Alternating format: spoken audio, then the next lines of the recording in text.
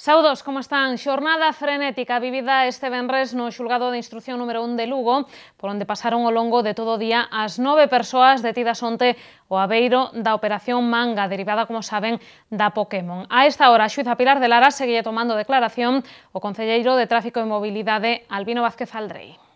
O edil xa estivo esta mañá nos xulgados de Lugo, onde chegou esposado e a bordo dun furgón da Garda Civil. Despois de Vázquez Aldrei, aínda terá que declarar Ángel Espadas, o que fora asesor do exalcalde Gerardo Conderroa. Dos 4 detidos onte en Santiago xa prestaron declaración o delegado de Aquagest en Compostela e o promotor cultural Jesús Fuentes. O primeiro, José Luis Míguez, acolleuse o seu dereito de non declarar e a xuíza decretou na súa contra un auto de prisión provisional. O abogado do detido xa anunciou que o próximo luns presentarán un recurso contra esta decisión porque entende que Míguez é inocente. En todo caso, asegurou tamén que descoñece que delitos se lle imputan o delegado de Aquagest. En canto ao asesor cultural Jesús Fuentes, a xuíza deixou en liberdade con cargos. O organizador de eventos está imputado por tráfico de influencias, pero a súa abogada sinalou que está moi tranquilo e que non ten nada que ocultar. Polos xulgados de Lugo pasaron tamén as 4 persoas detidas en Cataluña no marco da Operación Manga e a persoa arrestada en Asturias. Aínda que polo momento non se especificaron os delitos que se lles imputan aos 9 arrestados, o Tribunal Superior de Xustiza de Galicia confirmou que case todos eles foron investigados por tráfico de influencias, suborno, revelación de segredos, uso de información privilexiada e prevaricación. E mentres isto acontece en Lugo, en Santiago, o alcalde tocaballe enfrontarse por primeira vez aos medios de comunicación dende que se coñeceran as detencións donte. Ángel Currás pediulles desculpas aos cidadáns pola situación que atravesa o Concello, pero reiterou que descarta dimitir. Non a fará, dixo, por responsabilidade e porque se sente respaldado pola dirección do PP. Respaldado por todos os seus concelleiros, o alcalde non tivo hoxe máis remedio que responder á petición que onte lle facía Alberto Núñez Feijóo, explicacións claras e desculpas concretas. En canto ao primeiro, Ángel Currás volveu relatar o acontecido onte e reiterou a súa vontade de colaborar ca xustiza. De feito, dixo, deu instruccións para que o xulgado de Lugo reciba antes do luns toda a información que lle solicitou o Concello. E o segundo eran as desculpas. Que lamento y que lamentamos profundamente esta situación y además pedir que estén tranquilos porque la gestión municipal, la gestión del ayuntamiento, continúa y seguirá además estando garantizada. Y en esta dirección debo decir también que he abocado temporalmente las competencias del concejal de Seguridad, Albino Vázquez Aldrei, precisamente por tratarse de un área, el área de tráfico de seguridad municipal, en donde la importancia de la misma, mientras el concejal está ausente, pues es clara, ¿no? Malia as declaracións de onte de Núñez Feijóo, o alcalde asegurou sentirse respaldado polo PP. Esa é unha das razóns polas que o alcalde non vai presentar a súa dimisión. A outra, dixo, é a responsabilidade. Para min o máis fácil sería dimitir, o digo claramente, non? Pero creo que precisamente nestes momentos o que corresponde é un exercicio de responsabilidade do alcalde e do grupo de goberno e de cumprimento, ademais, de un compromiso claro que asumimos coa cidade e que no seu momento asumín eu, aínda prevendo que, evidentemente, a situación non iba a ser doada. En canto ao futuro de Albino Vázquez Aldrei, o alcalde fixo un chamamento a que se respecte a presunción de inocencia e dixo non querer adiantarse a declaración do concelleiro ante a xuíza Pilar de Lara. Currás tamén quixo lanzarlle unha mensaxe á oposición: é tempo de responsabilidade e non de xuizos paralelos.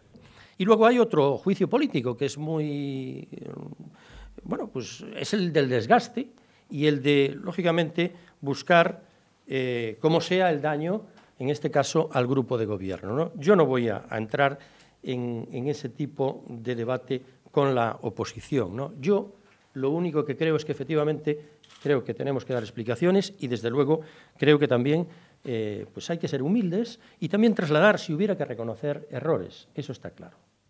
Unha mensaxe que Currás lle reiterou aos voceiros da oposición nunha reunión de apenas media hora celebrada no Pazo de Raxoi a 1:30 desta tarde. O alcalde tamén mantivo xa varias conversas co secretario xeral do PPDG, Alfonso Rueda, pero non co presidente do partido. Tocará ver agora se Alberto Núñez Feijóo se dá por satisfeito cas explicacións do rexedor compostelán.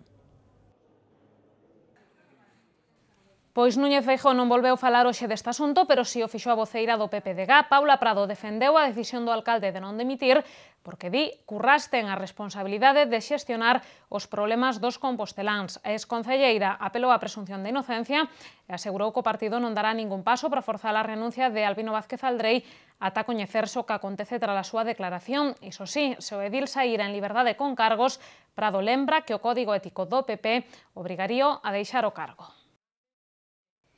E de volta ao Concello, o voceiro do PSOE quixo falar ante os medios despois desa reunión co alcalde. Francisco Reyes, que volveu reunir os concelleiros socialistas esta tarde, desvelou que Currás se limitou a confirmar o que xa adiantara en rolda de prensa, amparándose no segredo de sumario. Segundo Reyes, o rexedor pediulles responsabilidade, algo que dixa está a facer o Grupo Socialista. En calquera caso, Reyes cree que a reunión chegou tarde.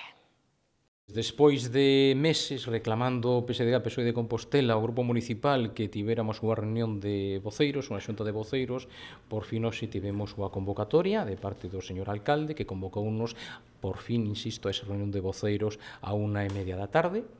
Nos entendemos que a reunión era necesaria, pero que, dende logo, chega tarde. Chega tarde porque, insisto, levamos meses pedindo.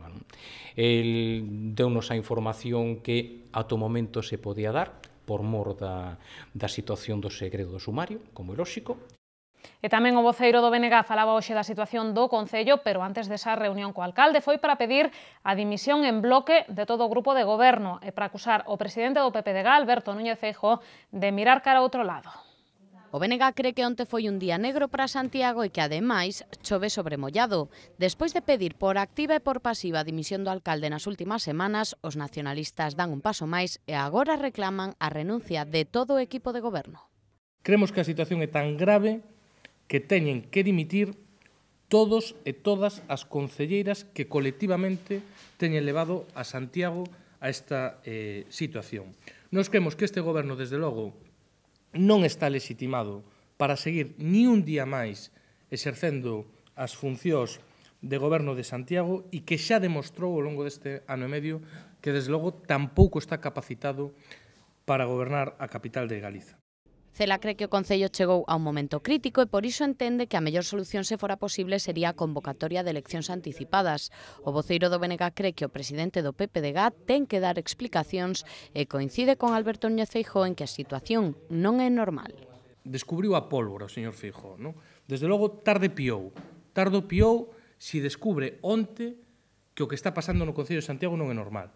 Pero eu quero dicirlle ao señor Feijóo que non é normal o que pasa en Santiago, pero que tampouco é normal ter un presidente do Partido Popular que mira para outro lado cando pasa todo isto aquí e non toma ningunha decisión, ou máis ben, toma unha, que é ratificar a Ángel Currás no seu posto de alcalde de Santiago.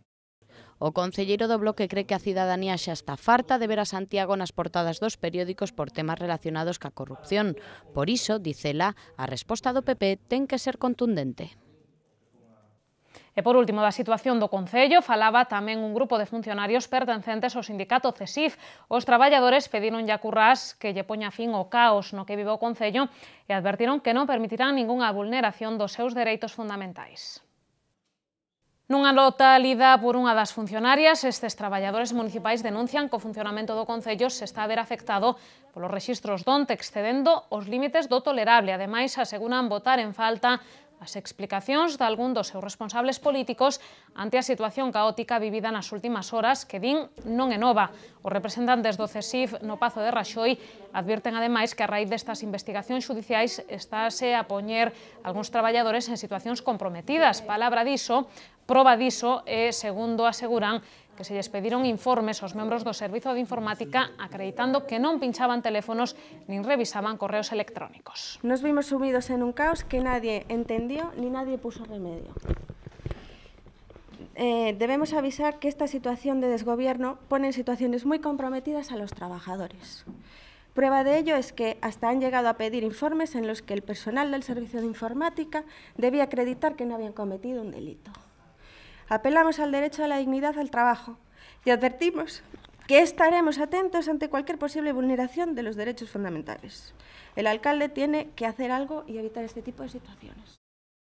E hoxe tamén saímos á rúa para comprobar como están a vivir os cidadáns da PEA Operación Manga. O certo é que os composteláns non ocultan o seu malestar. Moi asustados, porque antes oíadelo pola tele, pola radio, ahora xa o teu veciño, o teu compañeiro, ahora xa colle todo, entonces asustaste moito, porque dis, Dios mío, a onde estamos chegando realmente? No, a verdade é que é menos de política, a verdade, canto menos mellor. Xa se podían corregir todos, e marchar a outro sitio. O que pensamos todos, e máis tamén, xa non só en Santiago, todo o que está pasando no país, aquí non dimite ninguén, sempre pagamos os mesmos, non hai dereito, aquí están rindo de nós. Son uns sinvergüenzas, non quero esplayarme máis.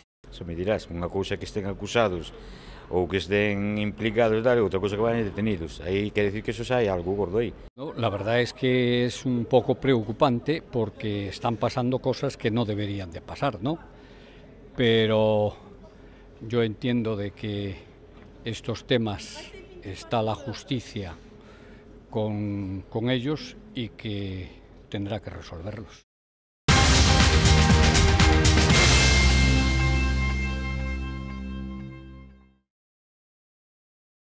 A marxe xa da Operación Manga, aínda lles imos contar algunhas outras cousas. Unha delas ten que ver ca Semana Santa, porque hoxe presentáronse no Pazo de Raxoi as actividades que se van desenvolver en Santiago durante a Pascua. Serán 16 procesións, ademais de diversos cultos e actos litúrxicos.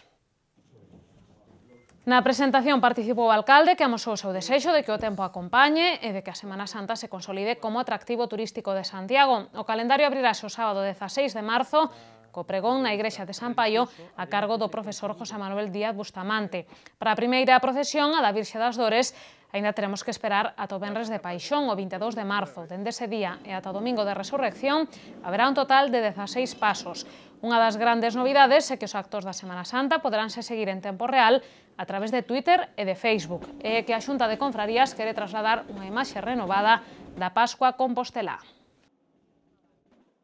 Unha clara chamada a todos os nosos cofrades, é dicir, participa. Se queremos ter unha Semana Santa de calidade, o que necesitamos é que todos participemos. É unha chamada tamén aos santiagueses. É dicir, unha gran cidade espiritual merece unha gran Semana Santa. É unha chamada tamén á xente que ven de fora. Decirles que, ademais de visitar unha cidade fermosísima, patrimonio, tamén existe unha Semana Santa en Santiago. Eso que queremos dar a conocer, e por eso esta nova imaxe un pouco máis renovada e máis fresca. Este 15 de febreiro celebras o Día Internacional dos Nenos con Cancro. En Santiago, a Asociación Compostelá de Pais de Nenos Oncolóxicos quixo saír á rúa para conmemoralo. Fixo cunha carpa informativa instalada na Praza Roxa. Nesa carpa, a entidade presidida por Fernando Peleteiro puxo a venda produtos de artesanía para recadar fondos cos que financiar as súas actividades. Ademais, deronlle lectura un comunicado consensuado pola Federación Española de Pais de Nenos con Cancro, no que se lembra que cada ano 1.300 nenos son diagnosticados desa enfermidade, a primeira causa de morte por enfermidade ata os 14 anos. A boa noticia é que 8 de cada 10 poden curarse se son tratados en unidades de referencia especializadas en cancro infantil. A entidade tamén lembra que case a metade dos casos oncolóxicos en nenos son diagnosticados un mes máis tarde da aparición dos primeiros síntomas. O 40% dos tumores infantís son leucemias e o 11% linfomas. E hoxe no recinto feiral de Ameo arranca a terceira edición de Retroauto Moto Galicia. Trátase dunha cita ineludible pros amantes do mundo do motor, que nas pasadas edicións recibiu unhas 20.000 visitas.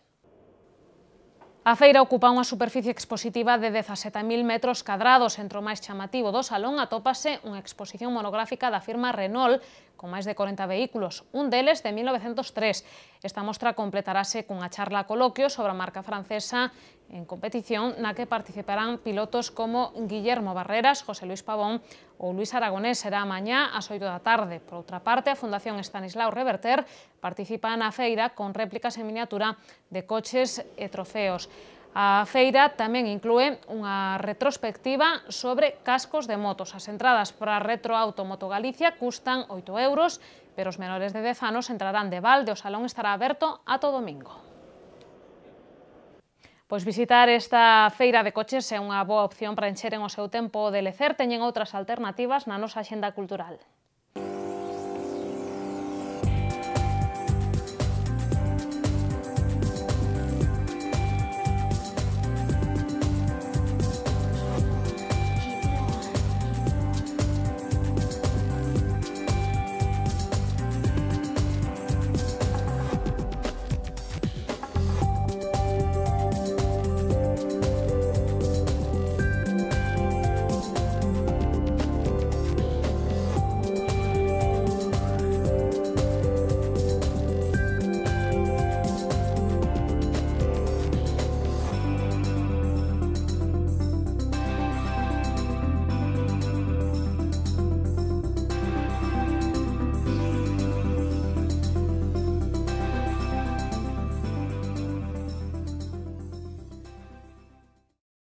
Botamos un ollo tamén ás previsións do tempo pros vindeiros días. Achéganos Meteo Galicia.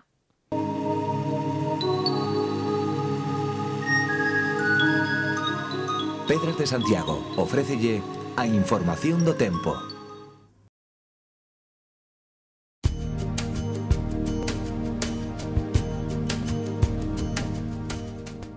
Mañá será unha xornada con estabilidade atmosférica, de xeito que os ceos estarán despexados e as temperaturas poderían subir lixeiramente. Os ventos soprarán do sur, frouxos con intervalos de moderado no litoral atlántico. O tempo empeorará no domingo. Os ceos iránse anubrando dende o oeste con precipitacións localmente treboentas máis frecuentes na metade oeste. As temperaturas baixarán e os ventos soprarán do sur e sudoeste. No luns, o aire frío en altura fará que sexa unha xornada inestable. Os ceos alternarán nubes e claros con algún chubasco ocasional, máis probable no litoral atlántico e no sur. As temperaturas mínimas baixarán e os ventos soprarán do sudoeste, moderados no litoral atlántico e frouxos no resto.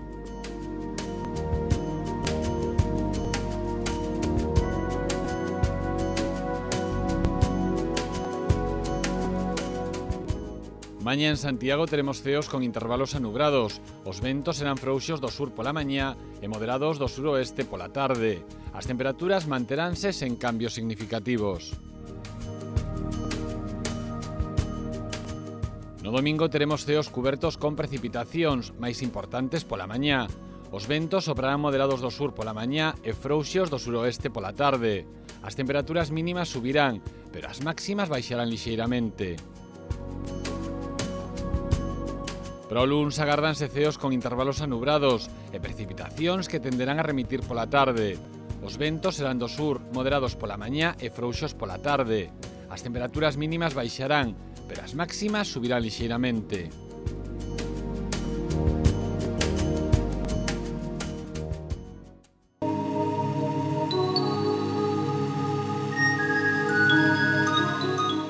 Pedras de Santiago ofreceulle a información do tempo. A información do tempo rematan as novas, xa saben que poden seguir pendentes da actualidade a través de Radio Obradoiro, da páxina web del Correo Gallego e Galicia, hoxe tamén do xornal El Correo Gallego. Nos volvemos o luns con máis novas a partir das 8:15 da tarde. Desfruten da fin de semana.